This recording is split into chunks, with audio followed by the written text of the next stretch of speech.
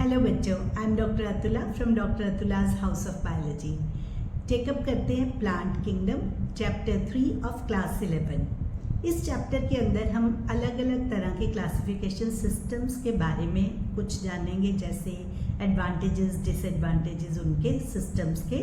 उसके अलावा यहीं हम डिस्कस करेंगे एल्गी, ब्रायोफाइट्स, टेरिडोफाइट्स, जिम्नोस्पर्म्स, इन सब के कैरेक्टरिस्टिक फीचर्स अलॉन्ग विथ थोड़ा सा अकाउंट एंजियोस्पर्म्स का, क्योंकि एंजियोस्पर्म्स के बाकी के सारे डिटेल्स जो है वो आपने क्लास 12 में जाके sexual reproduction in flowering plants में पढ़ने हैं। तो स्टार्ट करते हैं with biological classification.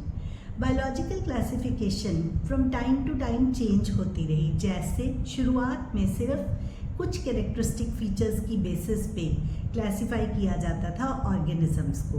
Last chapter में हमने किया था कि एरिस्टोटल ने ये सिस्टम सबसे पहले उसका हम डिस्कस करते हैं। यहाँ पर इस चैप्टर के अंदर हम बात करते हैं sexual system of classification given by Linnaeus. Linnaeus ने on the number of stamens, कि जैसे अगर 1 है तो मोनेंड्रिया, 2 है तो डायेंड्रिया, काउंटिंग करके कि किसमें कितने नंबर ऑफ स्टेमन्स हैं, उस हिसाब से प्लांट्स को अलग अलग ग्रुप्स में क्लासिफाई कर दिया। इसकी वजह से क्या हुआ, जो अनरिलेटेड चीज़ें थी वो तो पास पास आ गए, जो रिलेटेड प्लांट्स थे वो सारे दूसरी कैटेगरीज में चले गए, जस्ट बिकॉज उनमें नंबर ऑफ स्टेमन्स डिफरेंट था। तो आप समझ गए होंगे आर्टिफिशियल सिस्टम ऑफ क्लासिफिकेशन को लोगों ने रिजेक्ट कर दिया। इसके बाद सेकंड जो हम सिस्टम की बात करते हैं that is natural system of classification. इसमें मेजर रोल था बेंथम एंड हुकर का। ये दोनों साइंटिस्ट ने मॉर्फोलॉजिकल कैरेक्टर्स, वेजिटेटिव कैरेक्टर्स के बजाय उन्होंने रिप्रोडक्टिव कैरेक्टर्स जैसे फ्लोरल कैरेक्टर्स को टेकअप किया। अब जो फ्लोरल कैरेक्टर्स होते हैं वो कंजर्वेटिव इन नेचर है, मीन्स जल्दी जल्दी चेंज नहीं होते। इसी वजह से जब उन पे वर्कआउट किया तो क्लासिफिकेशन सिस्टम बहुत सही ढंग से निकल के आया। बिल्कुल जो रिलेटेड थे प्लांट्स वो सारे पास पास, जो अनरिलेटेड थे वो अलग अलग कैटेगरीज में आ गए। इसके डिटेल्स हमारे सिलेबस के अंदर नहीं है तो हम ज़्यादा बात नहीं करेंगे। जस्ट ये कि यही वो सिस्टम है जिससे सारे बोटेनिकल गार्डन्स को और हर्बेरिया को ऑर्गेनाइज किया जाता है। तीसरा system type of system is phylogenetic system. Phylogeny is evolutionary history, कि कैसे प्रिमिटिव फॉर्म से एडवांस फॉर्म आई, उसकी सारे की बात हम फाइलोजेनेटिक सिस्टम में करते हैं। तो एवोल्यूशनरी वे से आप कैसे करोगे, फॉसिल्स की स्टडी से एवोल्यूशनरी हिस्ट्री को स्टडी किया जाता है। तो इसका मतलब प्रिमिटिव जो है वो पहले, फिर उसके बाद उससे एडवांस। तो ये सिस्टम ऑफ क्लासिफिकेशन जो है ये बहुत ही सही तरीके से डेवलप किया हुआ है। लेकिन इसमें एक प्रॉब्लम क्या है, क्योंकि फॉसिल्स तो आपको कभी भी ये कंप्लीट नहीं होगा। जब भी नए फॉसिल्स मिलेंगे तो आपको नई इंफॉर्मेशंस मिलती रहेंगी। तो उस हिसाब से हर्बेरिया और बोटेनिकल गार्डन्स को सेट करना कन्वीनियंट नहीं होता, इसलिए बोटेनिकल गार्डन्स और हर्बेरिया को तो बेंथम एंड हुकर सिस्टम से ही क्लासिफाई किया जाता है। नेक्स्ट हम बात करते हैं एक चीज़ रहेगी, फाइलोजेनेटिक सिस्टम जो है ना, इसी कोई क्लैडिस्टिक्स भी यूज़ करते हैं इसके लिए टर्म, जो हम बचपन में प्रोजेक्ट बनाते थे जिसमें फैमिली हिस्ट्री होती थी ना, कि जैसे ब्रांचेस बनी हुई हैं, उस पर फिर पेरेंट्स, ग्रैंड पेरेंट्स, उनकी पिक्चर्स हुआ करती थी। तो वो जो कौन किसके क्या एंसेस्टर्स हैं, उस सारे का जो इन्फॉर्मेशन है वो फाइलोजेनेटिक सिस्टम से मिलता है। नेक्स्ट बात करते हैं हम न्यूमेरिकल टेक्सोनॉमी की। Numerical taxonomy as the name indicates numerals पे बेस्ड है, नंबर्स पे बेस्ड है। तो पता है क्या होता है इसमें, कि सारा जो डाटा है वो कंप्यूटर्स के बेसिस पे एनालाइज करते हैं। कैरेक्टर्स को कोड्स असाइन कर दिए जाते हैं। उन कोड्स की बेसिस पे ये मतलब ये जो कैरेक्टर्स हैं कोई ऑब्जर्वेबल कैरेक्टर्स हैं, उन्हीं कोड्स की बेसिस पे एनालिसिस हमें मिलता है कि कौन किस हिसाब से किसी को प्लेस करना है। तो इसमें कैसे है, जैसे आप सोचो कि किसी ने 20 MCQs दिए, हर MCQ 4 मार्क्स का है, उस पर बिल्कुल फ़र्क नहीं पड़ता वो फिज़िक्स का है, केमिस्ट्री का है या बायोलॉजी का है, वो सिंपल है या कम्प्लेक्स है, हर MCQ 4 मार्क्स का ही है। तो आप कोई भी 20 में से 15 सही करते हो तो आपके मार्क्स जो आते हैं उस हिसाब से आपका रैंक निकलता है। तो बिल्कुल न्यूमेरिकल टैक्सोनॉमी इसी प्रिंसिपल पे ऑपरेट करती है। तो एट ए टाइम आप हंड्रेड्स ऑफ कैरेक्टर्स उठा के उनका एनालिसिस कर सकते हो न्यूमेरिकल टैक्सोनॉमी से, रीसेंट ब्रांच है। नेक्स्ट बात करते हैं हम साइटोटैक्सोनॉमी की। साइटोटैक्सोनॉमी में क्या है कि क्रोमोसोम नंबर पे सेल का स्ट्रक्चर कैसा है, सेल के कैरेक्टरिस्टिक फीचर्स कैसे हैं, इन सारी चीज़ों पे बेस्ड साइटोटैक्सोनॉमी होती है। नेक्स्ट आती है कीमोटैक्सोनॉमी, केमिकल एनालिसिस की बेसिस पे। जैसे किसी में कोई लेटेक्स की प्रोडक्शन है, उस फैमिली को अलग सेपरेट कर दो कि हाँ ये सारे प्लांट्स ऐसे हैं कि इनमें ये वाली चीज़ प्रेजेंट होती है। तो इसको पता है कैसे यूज़ करते हैं, एज अ टूल कि जब आपने कंफर्म करना हो चीज़ों को कि हाँ वाकई ये चीज़ इस तरह से एग्जिस्ट करती है, तब कीमोटैक्सोनॉमी को यूटिलाइज किया जाता है। टैक्सोनॉमी के बारे में जो क्लासिफिकेशन है उसके बारे में इतना ही। अब हम स्टार्ट करते हैं प्लांट किंगडम से। अब स्टार्ट करने से पहले मैं आपको एक ग्रॉस आइडिया देना चाहती हूँ कि इसमें जो ये वाला पार्ट हम कर रहे हैं उसमें ना कुछ जनरल चीज़ें होती हैं, तो कैसे इसको समझने की कैसे कोशिश करनी है। जैसे एल्गी कर ली, एल्गी नेक्स्ट ग्रुप ब्रायोफाइट्स है, मतलब एल्गी प्रिमिटिव है, ब्रायोफाइट उससे एडवांस्ड है। तो सीधी सी बात है, क्या याद रखना होगा, एल्गी की सिमिलैरिटीज विद ब्रायोफाइट्स, एल्गी के डिफरेंसेस विद ब्रायोफाइट्स। इसी तरह से ब्रायोफाइट से अगला ग्रुप टेरिडोफाइट है, तो ब्रायोफाइट की सिमिलैरिटी विद टेरिडोफाइट और ब्रायोफाइट के डिफरेंसेस विद टेरिडोफाइट। इसी तरह से इसको जिम्नोस्पर्म्स और इसी से ऐसा ही एंजियोस्पर्म का सारे क्वेश्चंस फ्रेम होते हैं। तो इसका मतलब आप कहोगे प्रिमिटिव फीचर्स ऑफ एल्गी, या आप कहोगे एडवांस्ड फीचर्स ऑफ ब्रायोफाइट, या आप कहोगे primitive features of bryophytes, advance features of pteridophytes. तो ऐसे करके कैटेगरीज में हमें सारा याद करना है। तो सबसे पहले हम बात करते हैं कि जो प्लांट्स होते हैं ना, उनमें कुछ प्लांट्स ऐसे हैं जिनके पास true root, stem and leaves नहीं होते। तो ऐसी प्लांट बॉडी को बोलते हैं थैलोइड प्लांट बॉडी। वो थैलोइड प्लांट बॉडी जो है, thallus is primitive plant body. उसमें इनिशियली एल्गी और फंजाई दोनों को रखा जाता था। तो एल्गी जो है वो अलॉन्ग विद फंजाई सिर्फ इस क्राइटेरिया पे बेस थी कि दोनों के पास true root, stem and leaves नहीं है। पर अब आपको पता है फंजाई को प्रोटिस्टा में डाल दिया गया है, तो थैलोफाइट्स अकेले एल्गी रह जाते हैं। एल्गी के पास ना तो true root, stem and leaves हैं, गरीब सा ग्रुप है, और क्या नहीं है, इसके पास एम्ब्रियो नहीं है। दे आर नॉन एम्ब्रियोफाइट्स, मतलब एम्ब्रियो फॉर्मेशन नहीं है। इसके अलावा एल्गी में जैकेटेड सेक्स ऑर्गन्स की प्रेजेंस नहीं है। ठीक है, डिटेल्स में बाद में बात करेंगे जब हम एक एक सिंगल को पिकअप करेंगे। तो एल्गी में नॉन जैकेटेड सेक्स ऑर्गन्स हैं।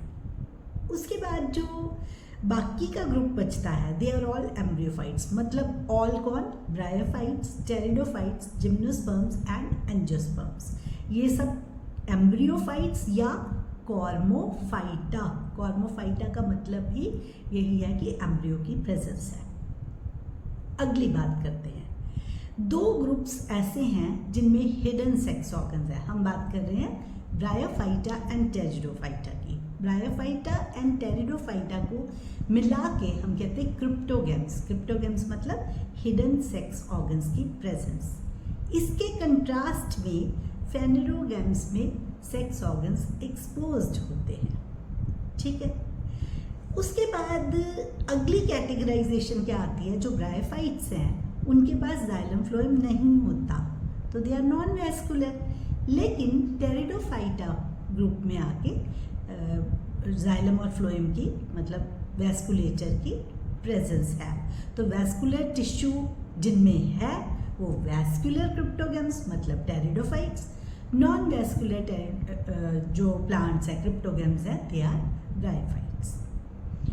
एक और कैटेगराइजेशन है ब्रायो, टेरिडो एंड जिम्नो। पहले आपको ना सीक्वेंस में याद रखना है, algae, bryophyta, pteridophyta, gymnosperm and angiosperm.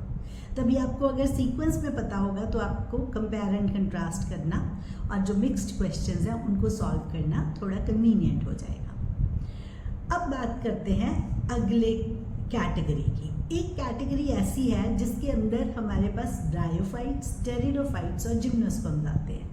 ये तीनों ग्रुप्स ऐसे हैं जो अपने में आर्किगोनिया को बियर करते हैं। That's why we call them archegoniatae.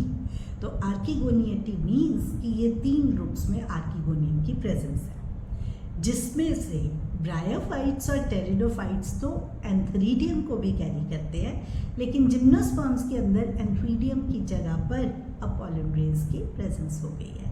तो मतलब मेल जो स्ट्रक्चर है वो डेवलप कर गया, अभी फीमेल स्ट्रक्चर की जगह पर जिम्नोस्पर्म्स में आर्किगोनिया ही है जो अपने में ओव्यूल्स को कैरी कर रहे हैं, वेयर एज जो एंजियोस्पर्म्स हैं उसमें हमारे पास ओवरी आ जाती है, ओवरी के अंदर ओव्यूल्स की प्रेजेंस होती है। अब इसके अलावा क्या है, जो टेरिडोफाइट्स तक के ग्रुप है, एल्गी, ब्रायोफाइटा, टेरिडोफाइटा, ये सीड बियरर्स नहीं हैं। जिम्नोस्पर्म्स, एंजियोस्पर्म्स दोनों में कॉमन चीज़ क्या है, ये सीड बियरिंग है दोनों के दोनों। लेकिन जिम्नोस्पर्म्स में नेकेड सीड्स होते हैं और एंजियोस्पर्म्स में सीड ओवरी के कवर के थ्रू कवर्ड होते हैं, मतलब सीड कोट होता है इसके बाहर और ये फ्रूट के अंदर एग्जिस्ट करते हैं। नेकेड, जिम्नो वर्ड नेकेड के लिए ही स्टैंड करता है। नेक्स्ट हम बात करते हैं, जो जिम्नोस्पर्म्स हैं उसके अंदर नो फ्लावर नो फ्रूट, ठीक है। एंजियोस्पर्म के अंदर फ्लावर भी है एंड फ्रूट भी है। ये दोनों पॉइंट्स ऑफ डिफरेंस हो गए दोनों के। अब अगर हम इसके अलावा बात करते हैं तो क्या होता है कि जो एंजियोस्पर्म्स हैं वो फर्दर डिविजिबल होते हैं into monocotyledons and dicotyledons, as the name indicates. Mono मतलब सिंगल कोटिलिडन की प्रेजेंस है, डाइकोटिलिडन्स में दो कोटिलिडन्स की प्रेजेंस होती है। तो ये हमें ग्रॉस आइडिया चीज़ों का होना चाहिए कैटेगराइजेशन के लिए कि क्या फीचर्स आए जिससे एल्गी ब्रायोफाइटा से बेटर हो गई, फिर ब्रायोफाइट्स एल्गी से बेटर हो गए, फिर टेरिडोफाइट्स ब्रायोफाइटा से बेटर हो गए, जिम्नोस्पर्म्स टेरिडोफाइट्स से बेटर और एंजियोस्पर्म्स और सबसे एडवांस हो गए। तो यहाँ पर एक और बात हम करते हैं, जो बायोलॉजिकल क्लासिफिकेशन वाला चैप्टर था उसमें हम प्लांटी जब डिस्कस कर रहे थे तो हमने गैमेटोफिटिक एंड स्पोरोफिटिक जनरेशन की बात की थी। तो गैमेटोफाइट क्या था, रिपीट कर रहे हैं उसी को। Gametophyte gamete bearing plant, sporophyte spore bearing plant. Gametophyte ने जो गैमीट बनाया उसने जर्मिनेट करने के बाद स्पोरोफाइट बनाया फ्यूजन ऑफ गैमीट से। जब गैमीट्स दोनों आपस में फ्यूज किए मेल एंड फीमेल तो उससे बना स्पोरोफाइट। इसीलिए ये जो स्पोरोफाइट है it is a diploid structure. उस स्पोरोफाइट के अंदर जब मियोसिस हुई तो उससे हैप्लॉइड स्पोर्स बन गए, क्योंकि स्पोरोफाइट है ना, स्पोरोफाइट है स्पोर बियरिंग प्लांट, तो स्पोरोफाइट ने स्पोर्स बना दिए। ये जो स्पोर्स थे ये हैप्लॉइड स्ट्रक्चर्स थे, इन्होंने जर्मिनेट करके गैमेटोफाइट बना दिया।